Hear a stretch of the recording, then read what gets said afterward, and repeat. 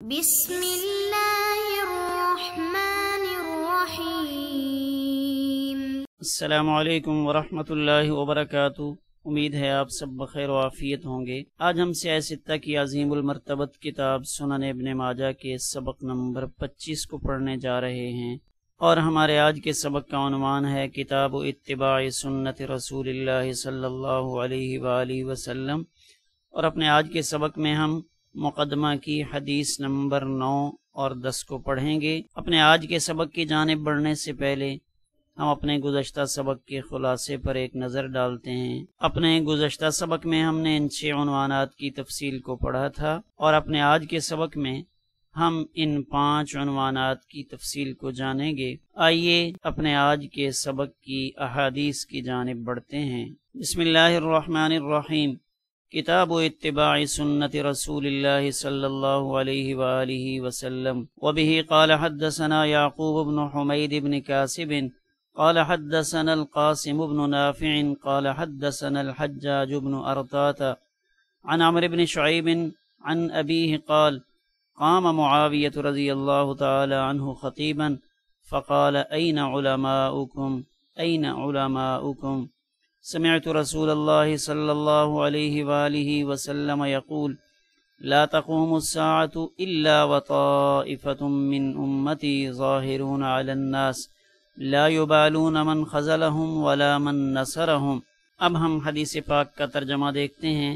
یہ روایت حضرت عمرو بن شعیب نقل کر رہے ہیں۔ وہ فرماتے ہیں کہ سیدنا معاویہ رضی اللہ تعالی عنہ خطبہ دینے کے لیے کھڑے ہوئے، پھر انہوں نے فرمایا کہ تمہارے علماء کہاں ہیں، تمہارے علماء کہاں ہیں، یعنی وہ اس بات کی تصدیق کریں کہ میں نے رسول اللہ صلی اللہ علیہ وآلہ وسلم کو یہ فرماتے ہوئے سنا کہ قیامت قائم نہیں ہوگی مگر اس حال میں کہ میری امت میں سے ایک جماعت ہمیشہ لوگوں پر غالب رہے گی۔ اس جماعت کے لوگ ان لوگوں کی پرواہ نہیں کریں گے جو انہیں بے مدد چھوڑتے ہیں، اور نہ ہی ان کی جو ان کی مدد کرتے ہیں، یعنی وہ جماعت اپنے مخالفین اور اپنے معاونین سے بے نیاز ہوگی۔ آگے دوسری روایت، وبه قال حدثنا هشام بن عمار قال حدثنا محمد بن شعيب قال حدثنا سعيد بن بشير عن قتادة عن أبي قلابة عن أبي أسماء عن ثوبان رضي الله تعالى عنه وعنهم أن رسول الله صلى الله عليه وآله وسلم قال لا تزال طائفة من أمتي على الحق منصورين لا يضرهم من خالفهم حتی یاتی امر اللہ۔ حضرت ثوبان رضی اللہ تعالیٰ عنہ فرماتے ہیں کہ رسول اللہ صلی اللہ علیہ وآلہ وسلم نے ارشاد فرمایا کہ ہمیشہ میری امت میں ایک جماعت ایسی رہے گی جو حق پر ڈٹی رہے گی اور اللہ کی طرف سے ان کی مدد ہوگی۔ نقصان نہیں پہنچا سکیں گے وہ لوگ جو ان کی مخالفت کریں گے یہاں تک کہ اللہ کا امر آ جائے، یعنی قیامت قائم ہو جائے۔ اب ہم پہلی حدیث پاک کے روات کے احوال پر اختصار کے ساتھ ایک نظر ڈالتے ہیں۔ پہلی حدیث پاک کے پہلے راوی یعقوب ابن حمید ابن کاسب جو مدنی ہیں اور مکہ مکرمہ میں رہائش پذیر ہوئے، اور شارح فرماتے ہیں کہ کبھی ان کی نسبت اپنے والد کے بجائے دادا کی طرف ہوتی ہے، یعنی کبھی یعقوب ابن حمید کہتے ہیں اور کبھی یعقوب ابن کاسب کہہ دیتے ہیں۔ آگے ان سے متعلق ائمہ جرح و تعدیل کی آراء نقل کی، اور یہ 10ویں طبقہ کے راویوں میں سے ہیں، اور ان کی وفات 240 ہجری میں یا 241 ہجری میں ہوئی۔ اس سند کے دوسرے راوی قاسم ابن نافع ہیں، یہ بھی مدنی ہیں اور سوارقی کہلاتے ہیں۔ سوارقی کیوں کہلاتے ہیں کہ ان کی نسبت سوارقیہ کی طرف ہے جو مدینہ منورہ کی بستیوں میں سے ایک بستی ہے۔ ان کے بارے میں ائمہ جرح و تعدیل کی آراء نقل کی، من التاسعۃ 9ویں طبقے کے روات میں سے ہیں۔ اس کے بعد اس سند کے تیسرے راوی حجاج ابن ارطاط ہیں۔ ان کے بارے میں شارح فرما رہے ہیں کہ یہ کوفہ کے قاضی بھی رہے۔ اگلی عبارت میں ان سے متعلق ائمہ جرح و تعدیل کی آراء نقل کی، یہ 7ویں طبقے کے راویوں میں سے ہیں۔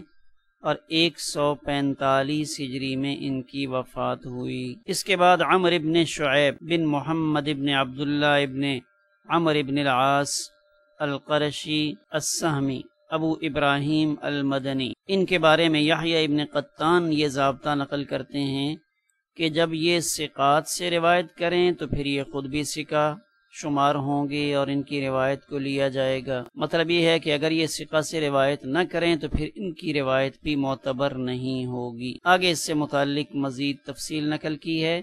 ان کی وفات 118 ہجری میں ہوئی۔ آگے عن ابی کا لفظ ہے تو ابی سے مراد کیا ہے؟ شعیب ابن محمد ابن عبداللہ ابن عمر القرشی المدنی، ان کے بارے میں کہا جاتا ہے کہ یہ تیسرے طبقہ کے راویوں میں ہیں۔ تو یہاں شارح فرماتے ہیں کہ اس قالہ کا فاعل ابوہ عمر کے والد شعیب ابن محمد ہیں۔ وہ کہتے ہیں قام فینا کہ ہم میں سیدنا معاویہ رضی اللہ تعالی عنہ کھڑے ہوئے اور انہوں نے خطبہ ارشاد فرمایا۔ حضرت معاویہ رضی اللہ تعالی عنہ ان کا مختصر تعارف یہاں ذکر کیا۔ معاویہ ابن ابی سفیان القرشی الاموی الشامی الصحابی الجلیل رضی اللہ تعالی عنہما، کہ یہ جب خطبہ دے رہے تھے اور لوگوں میں واعظ کر رہے تھے اس وقت انہوں نے یہ باتیں ارشاد فرمائیں۔ یہاں شارح نے اس سند سے متعلق فرمایا کہ یہ سند امام ابن ماجہ رحمہ اللہ تعالیٰ کی سداسیات میں سے ہے۔ 6 راوی ہیں، 4 ان میں سے مدینہ منورہ کے ہیں، 1 شام کے رہنے والے ہیں اور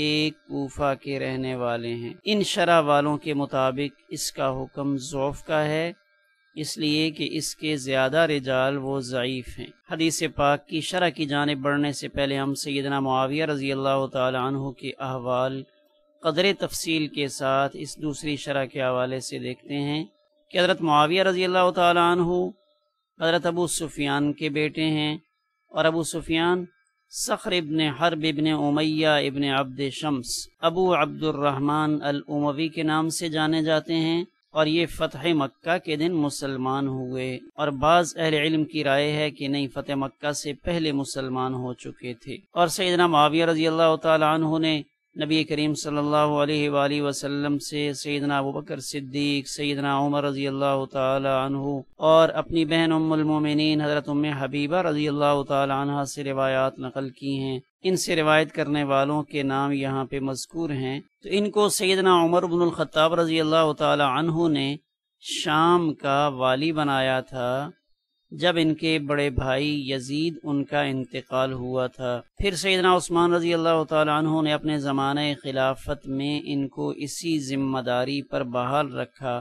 پھر بعد میں حضرت معاویہ رضی اللہ تعالی عنہ خلیفہ بنے۔ ابن اسحاق فرماتے ہیں کہ حضرت معاویہ رضی اللہ تعالی عنہ 20 سال امیر رہے اور 20 سال خلیفہ رہے، گویا کہ 40 سال ان کا ذمہ داری کا زمانہ ہے۔ یحییٰ ابن بکیر امام لیث سے روایت کرتے ہیں کہ سیدنا معاویہ رضی اللہ تعالی عنہ کی وفات رجب میں ہوئی اور ابھی تک رجب کی 4 راتیں باقی تھیں، اور یہ سن 60 ہجری تھا۔ ولید ابن مسلم بھی ان سے متعلق یہی فرماتے ہیں کہ ان کی وفات سن 60 ہجری کے رجب میں ہوئی اور ان کا زمانہ خلافت 19.5 سال ہے۔ بعض اہل علم فرماتے ہیں کہ ان کی وفات سن 59 ہجری میں ہوئی تھی۔ ان کی وفات سے متعلق 2 قول ہیں۔ پہلا قول یہ ہے کہ ان کی عمر 78 سال ہوئی، اور دوسرا قول ان کی عمر سے متعلق یہ ہے کہ انہوں نے 86 سال عمر پائی، اور سیدنا معاویہ رضی اللہ تعالی عنہ سے 130 احادیث منقول ہیں۔ حضرات شیخین رحمہ اللہ تعالی 4 روایات پر متفق ہیں۔ امام بخاری رحمہ اللہ تعالی 4 میں منفرد ہیں اور امام مسلم 5 میں منفرد ہیں، اور سنن ابن ماجہ میں ان کی 16 روایات موجود ہیں۔ اب ہم اس حدیث پاک کی شرح کو دیکھتے ہیں کہ حضرت معاویہ رضی اللہ تعالی عنہ نے اپنے خطبے میں ارشاد فرمایا، این علماؤکم یا اہل المدینہ، کہ اہل مدینہ آپ کے علماء کدھر ہیں، تاکہ وہ میری اس بات کی تصدیق کریں جو میں کہہ رہا ہوں۔ یعنی ایسا نہ ہو جو بات میں کہہ رہا ہوں یہ میں نے نبی کریم صلی اللہ علیہ وآلہ وسلم سے نہ سنی ہو، بلکہ آپ کے علماء یہاں موجود ہوں تو وہ میری اس بات کی تائید کریں گے۔ تو انہوں نے تاکید کے لیے یہ جملہ 2 دفعہ ارشاد فرمایا۔ اب کیا بات ارشاد فرمائی کہ میں نے نبی کریم صلی اللہ علیہ وآلہ وسلم سے یہ سنا کہ نبی کریم صلی اللہ علیہ وآلہ وسلم نے ارشاد فرمایا تھا لا تقوم الساعہ، قیامت قائم نہیں ہوگی مگر یہ کہ میری امت کا ایک گروہ غالب رہے گا اپنے مخالفین پر۔ اب وہ غلبہ کیسا ہوگا؟ تو اس میں ایک قول یہ ہے کہ وہ غلبہ دلائل کا، کہ دلائل میں ایک گروہ دوسرے پر غالب آ جائے گا، اور دوسرا قول یہ ہے کہ تلوار اور نیزے سے یعنی لڑائی میں ایک گروہ دوسرے پر غالب آ جائے گا۔ اور میری امت کی وہ جماعت ایسی ہوگی کہ وہ پرواہ نہیں کریں گے اس بات کی کہ کون ان کی مخالفت کر رہا ہے، یعنی ان کی مدد نہیں کر رہا اور ان کی مدد کو چھوڑ دیا، تو اس مدد کے چھوڑنے پر ان کو کسی قسم کا غم اور پریشانی لاحق نہیں ہوگی۔ اور دوسرا جملہ کہ کون ان کی مدد کر رہا ہے، اس پر بھی انہیں کوئی فکر دامنگیر نہیں ہوگی، یعنی نہ وہ اپنے معاونین کی پرواہ کریں گے اور نہ وہ اپنے مخالفین کی پرواہ کریں گے، بلکہ وہ تو جماعت ایسی ہوگی جو اللہ پر بھروسہ کرنے والی ہوگی، ان کو بندوں سے کوئی سروکار نہیں ہوگا، اور وہ مخلوق میں سے کسی کی طرف کسی قسم کی کوئی توجہ کرنے والے نہیں ہوں گے، وہ خالص اللہ تعالی کی مدد پہ اور اس کی ذات پہ بھروسہ کرنے والے ہوں گے۔ یہاں دوسری شرح کے حوالے سے ایک نظر اس تشریح پر ڈالیں وَطَائِفَةٌ مِّنْ أُمَّتِي ظَاهِرُونَ عَلَى النَّاسِ، تو یہ پورا جملہ محل نصب میں ہے اور یہ ذوالحال سے حال ہے۔ تو ابھی ان کو غلبہ کس پر ہوگا؟ وَالْمُرَادُ بِالنَّاسِ، لوگوں سے مراد یہ ہے کہ ان کے جو کافر دشمن ہوں گے، اہل ایمان کی جماعت ان پر غالب رہے گی۔ یہاں صاحب انجاح الحاجہ اپنی رائے پیش کرتے ہیں کہ سیدنا معاویہ رضی اللہ تعالی عنہ نے یہاں جو یہ فرمایا تھا این علماؤکم این علماؤکم، بہت ممکن ہے، یعنی یہ گمان کیا جا سکتا ہے کہ شاید سیدنا معاویہ رضی اللہ تعالی عنہ کی غرض اس روایت سے یہ ہو کہ انہوں نے اپنے حق میں اس سے استدلال کیا ہو کہ وہ حق پر ہیں اور ان کی جماعت وہ حق پر ہے۔ کس اعتبار سے؟ وہ یہ سمجھ رہے ہوں کہ انہی کی جماعت چونکہ اس وقت غالب ہے اور کامیاب ہے تو شاید اس حدیث پاک میں ان کی طرف اشارہ ہو، تو انہوں نے شاید اس سے استدلال کیا ہو کہ چونکہ ہم کامیاب ہیں اور اپنے مد مقابل پر ہمیں فتح حاصل ہوئی ہے اور ہم اللہ کے حکم کو قائم کرنے والے ہیں، تو شاید اس حدیث پاک کا مصداق ہم ہیں۔ تو یہ صاحب انجاح الحاجہ کی رائے تھی۔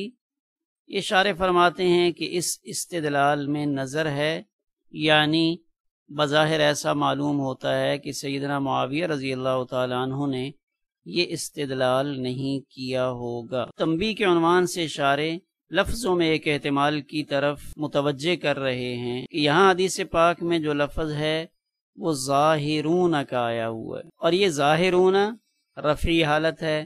مشہور محقق شیخ بشار انہوں نے یہاں سے متعلق یہ رائے دی ہے کہ یہ ظاہرون نہیں بلکہ یہ ظاہرین ہے اور یہ نسبی حالت ہے۔ تو بہرحال یہ محققین نے رفعی اور نسبی حالت کے اندر اپنی آراء پیش فرمائیں، اور یہاں شارح نے فتح الباری کے حوالے سے یہ عبارت نقل کی کہ ظاہرون علی من خالفہم، کہ یہ جماعت ایسی ہوگی جو اپنے مخالفین پر غلبہ پانے والی ہوگی، اور یہاں اس سے مراد کہ اس جماعت کا ظاہر ہونا ان کے غلبہ کی بنیاد پر ہوگا، یعنی وہ اپنی طاقت کے زور پر اپنے مخالفین پر غلبہ پانے والے ہوں گے۔ اور یہاں لفظی اعتبار سے اس کی وضاحت کی کہ ظاہرین علی الحق، کہ یہ حق پر غالب ہوں گے، یعنی غالبون لہو، اس حق کی خاطر وہ غلبہ حاصل کریں گے۔ آگے حدیث پاک کے الفاظ ہیں لا یبالون من خذلہم، کہ ان کو اس کی پرواہ نہیں ہوگی کہ کس نے ان کی مدد چھوڑ دی ہے،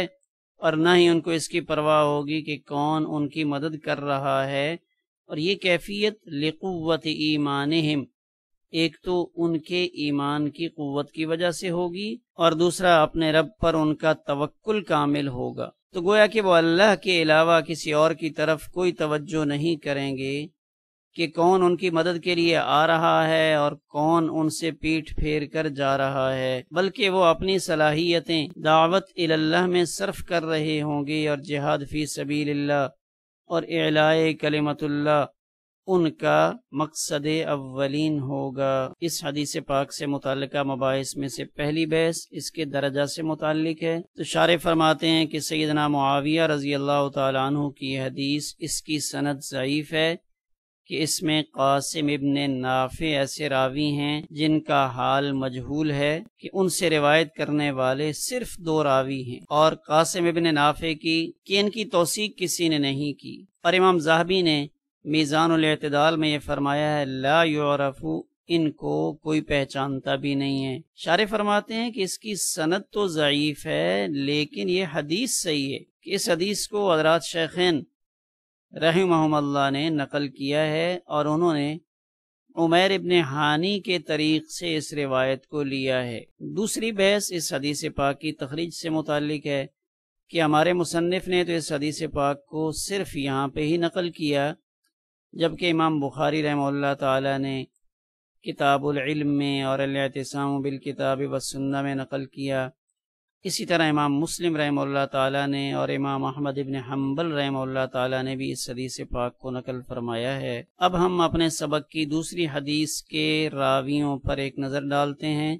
تو جو دوسری حدیث تھی اس کے پہلے راوی ہشام ابن عمار السلمی ہیں جن کی وفات 245 ہجری میں ہوئی، اور دوسرے راوی محمد ابن شعیب ابن شابور الاموی ہیں، ان کی وفات سن 200 ہجری میں ہوئی۔ اور اس سند کے تیسرے راوی سعید ابن بشیر الازدی جو ابو عبد الرحمن الشامی کے نام سے معروف ہیں، ان سے متعلق ائمہ جرح و تعدیل کی آراء آ رہی ہیں اور ضعیف کا قول کرنے والے زیادہ ہیں۔ ان کی وفات 169 ہجری میں ہوئی اور یہ 8ویں طبقہ کے راویوں میں سے ہیں۔ اس سند کے اگلے راوی حضرت قتادہ ہیں جو اپنے زمانے کے بڑے ائمہ میں سے ہیں اور محدثین کے 4تھے طبقہ کے بڑے لوگوں میں سے ہیں۔ بڑی لمبی عمر پائی تھی کہ 100 سال سے زیادہ عمر پا کر یہ فوت ہوئے۔ اس سند کے اگلے راوی حضرت ابو قلابہ ہیں جو بصرہ کے بڑے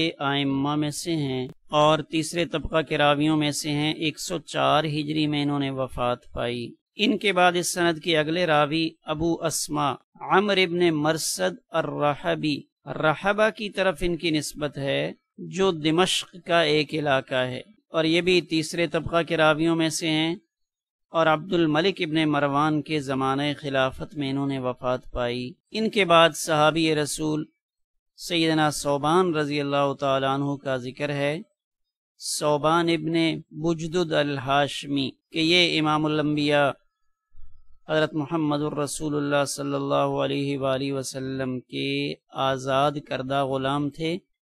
نبی کریم صلی اللہ علیہ وآلہ وسلم نے ان کو خریدا تھا، پھر آزادی عطا فرمائی، اور پھر انہوں نے نبی کریم صلی اللہ علیہ وآلہ وسلم کی خدمت کی، اور یہ خدمت کا سلسلہ نبی کریم صلی اللہ علیہ وآلہ وسلم کی حیات طیبہ کے آخری لمحات تک چلتا رہا۔ سفر و حضر میں آپ کے ساتھ رہے، پھر ملک شام تشریف لے گئے تھے۔ ان سے 127 احادیث منقول ہیں اور حمص میں سن 54 ہجری میں وفات پائی۔ تو اس سند سے متعلق شارح فرماتے ہیں کہ اس میں 7 راوی ہیں، یہ سباعیات میں سے ہے، اور ان 7 میں سے 5 راوی شام کے ہیں اور 2 راوی بصرہ کے رہنے والے ہیں۔ دوسری شرح کے حوالے سے سیدنا ثوبان رضی اللہ تعالی عنہ کے احوال قدر تفصیل سے دیکھ لیتے ہیں۔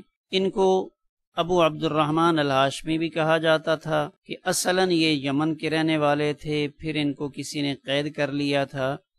نبی کریم صلی اللہ علیہ وآلہ وسلم نے ان کو خریدا اور آزاد فرمایا، اور اس وقت آپ نے یہ ارشاد فرمایا تھا کہ اگر آپ اپنے قبیلے اور خاندان میں جانا چاہتے ہیں تو آپ ایسا بھی کر سکتے ہیں، اگر آپ یہاں ٹھہرتے ہیں تو پھر آپ میرے گھرانے کا ایک فرد ہوں گے۔ تو یہ یہاں ٹھہر گئے اور پھر ہمیشہ سفر و حضر میں نبی کریم صلی اللہ علیہ وآلہ وسلم کے ساتھ رہے، اور نبی کریم صلی اللہ علیہ وآلہ وسلم کے اس دنیا سے پردہ فرمانے کے بعد شام کی طرف تشریف لے گئے، اور مقام رملہ میں رہے اور پھر مقام رملہ سے حمص چلے گئے اور حمص میں انہوں نے اپنے لیے ایک گھر بنایا تھا۔ صاحب تاریخ حمص کہتے ہیں کہ ہمیں یہ اطلاع پہنچی ہے کہ ان کی وفات سن 54 ہجری میں ہوئی تھی۔ دوسری حدیث پاک کی تشریح چونکہ پہلے گزر چکی ہے اور انہی الفاظ کے ساتھ اس حدیث پاک کو ہم چونکہ پہلے پڑھ چکے ہیں، اس لیے دوبارہ اس کی تشریح نہیں ہوگی۔ اب ہم اہم نکات پر ایک نظر ڈالتے ہیں۔ پہلا نقطہ یہ ہے کہ ہر دور میں نئے لوگ اسلام میں داخل ہوتے رہیں گے۔ دوسرا اہم نقطہ، دین اسلام میں دعوت و تبلیغ کا سلسلہ باقی رہے گا۔ تیسرا اہم نقطہ کہ اس امت میں متبعین شریعت پیدا ہوتے رہیں گے۔ یہاں دوسری حدیث پاک کا جو حکم ہے وہ بتایا جا رہا ہے کہ حضرت ثوبان رضی اللہ تعالیٰ عنہ کی جو حدیث پاک ہے اس کی سند حسن ہے، اور جو اس کا متن ہے اس کو امام مسلم رحمہ اللہ تعالیٰ نے نقل فرمایا ہے۔ احادیث پاک سے حاصل ہونے والے فوائد، نئے لوگوں کا اسلام میں داخلہ مسلسل ہوتا رہے گا، اسی طرح دعوت و تبلیغ کا شعبہ بھی امت میں موجود رہے گا، اسلام کے تمام شعبہ جات میں نئی راہیں کھلتی رہیں گی، یعنی ہر شعبے میں مختلف نئے پہلوؤں پر کام جاری رہے گا۔ اور اسی طرح اس حدیث پاک سے یہ بھی پتہ چلتا ہے کہ جب ایک جماعت حق پر ہر دور میں موجود ہوگی تو پھر ان کے مقابلے میں باطل کے ہتھکنڈے ہر دور میں جاری رہیں گے۔ تمرینی سوالات، ان دو احادیث کا مضمون کیا ہے؟ کیا اسلام ہر دور میں پھلتا پھولتا رہے گا؟ کیا ساری امت کو اللہ کی مدد حاصل رہے گی؟ آخر میں ہم اپنے آج کے سبق کے خلاصے پر ایک نظر ڈالتے ہیں۔ تو اپنے آج کے سبق میں ہم نے ان 5 عنوانات کی تفصیل کو پڑھا۔ الحمدللہ ہمارا آج کا سبق اسی پر مکمل ہوا۔